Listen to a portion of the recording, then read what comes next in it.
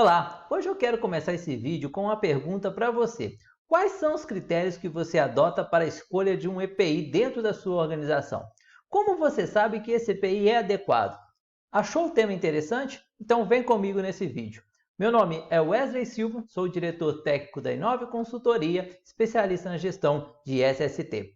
Para aprofundar mais nesse tema, nós precisamos entender um conceito básico, o que é EPI, o que é Equipamento de Proteção Individual. Vou deixar esse link aqui para você acessar, onde você vai poder ver um pouco mais de diferenças entre EPI e EPC. Resumidamente, EPI é aquele equipamento previsto na NR6 destinado a proteger o trabalhador, destinado para proteger o usuário dos riscos que ele está exposto no ambiente de trabalho ou na atividade. Este equipamento, por essa norma, precisa ter o CA, Certificado de Aprovação. A NR6 também diz que cabe ao empregador fornecer gratuitamente ao empregado o EPI adequado ao risco em perfeito estado de conservação e funcionamento. Mas como chegar à conclusão que o EPI é adequado? Será que o simples fato dele ter um CA, um certificado de aprovação, já faz dele adequado para o uso de todos os trabalhadores em todas as atividades? O que me leva a fornecer um EPI é sempre o risco que o trabalhador está exposto. Ou seja, qualquer medida de proteção que a gente vai pensar dentro de uma organização, ela parte da exposição do risco que o trabalhador vai estar exposto, seja na sua atividade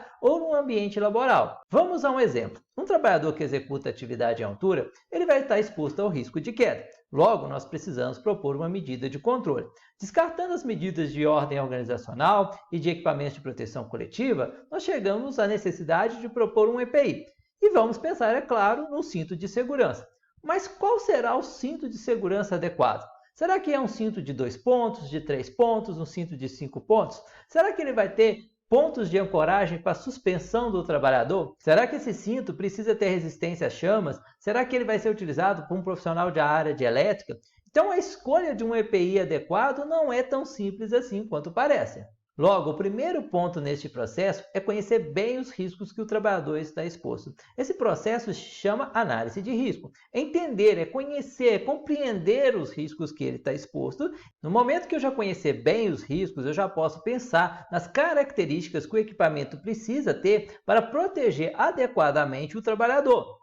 Assim, neste processo, eu não devo me limitar a avaliar somente se o equipamento tem CA ou não. Eu preciso avaliar as características técnicas deste produto. E eu posso fazer isso simplesmente solicitando ao fabricante, ao fornecedor, a ficha técnica. E aí eu vou começar a compreender o produto e quais são as suas características e como ele vai proteger adequadamente o meu trabalhador. E quando eu trago isso para dentro do PGR, o processo de avaliação de risco vai estar dentro do inventário de riscos, e eu vou precisar propor uma ação para controle no plano de ação. E não vai bastar eu colocar lá no plano de ação, usar um EPI adequado, usar uma luva. Eu preciso dizer quais as características técnicas eu preciso neste equipamento. Quais são as características dessa luva? Que resistência ela precisa ter? Ela é feita de que material? Então, o que é um EPI adequado deve estar também proposto dentro do plano de ação do PGR. Vamos a um segundo exemplo. Imagine um servente de pedreiro que tem que ficar carregando blocos de concreto, manuseando blocos de concreto.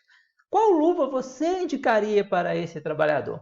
Muitos dos casos, a gente vai ouvir falar que vai indicar uma raspa ou uma luva de vaqueta. No meu entendimento, não é o único ponto que a gente deve avaliar nesse processo, mas eu entenderia que eu preciso de uma luva bem resistente a rasgo e bem resistente à abrasão. Logo, esse equipamento precisaria ter um pictograma de acordo com a EN 388 e seria uma luva 4242 talvez. E aí você deve estar se perguntando o que é esse pictograma da IN 388. Vou mostrar aqui para você. Esse é o pictograma que deve ter uma luva resistente a agentes mecânicos. Então eu vou ter aqui, resistência à abrasão, resistência a corte de lâmina, resistente a rasgo, resistência a perfuração, resistência a corte, e aqui é um outro teste, e resistência de impacto. Pensando no meu servente de pedreiro, eu entendo que a luva dele precisa ter boa resistência à abrasão, porque um bloco de concreto é muito abrasivo, e boa resistência a rasgo. Então, uma luva 4242 atenderia muito bem a essa função. Claro que não é só isso que eu preciso olhar na luva dele. Por exemplo, eu preciso pensar na questão de conforto e tipo de material que ela é feita. Mas, basicamente, para o risco mecânico que eu estou tratando neste vídeo, a 4242 atenderia muito bem. E ao final deste processo, é importantíssimo a gente conhecer as limitações do equipamento, já que de acordo com a NR1 também, eu tenho que treinar os trabalhadores nas medidas de controle que eu implementar. E isso inclui explicar as limitações. Esse cinto de segurança é limitado a quantos quilos? Essa luva não pode ter contato com qual agente químico? Esse respirador ele pode ser utilizado em que situações ou quais situações ele não deve ser utilizado? Então, tem que passar essas informações para o trabalhador. E para finalizar, tem a minha dica de gestão. Minha dica de gestão é: não escolha um equipamento de proteção individual sem adotar critérios técnicos. Porque se você for um profissional de segurança, lembre-se que lá na NR4, fala que cabe ao profissional de segurança do trabalho, definir a medida de proteção mais adequada para o trabalhador. E se você definiu essa medida de controle errada ou você não adotou critérios técnicos, você pode ser responsabilizado por isso. Lembrando que o melhor EPI não é aquele mais caro, é aquele que oferece uma proteção adequada para o trabalhador, oferece conforto para ele e tem um bom custo-benefício.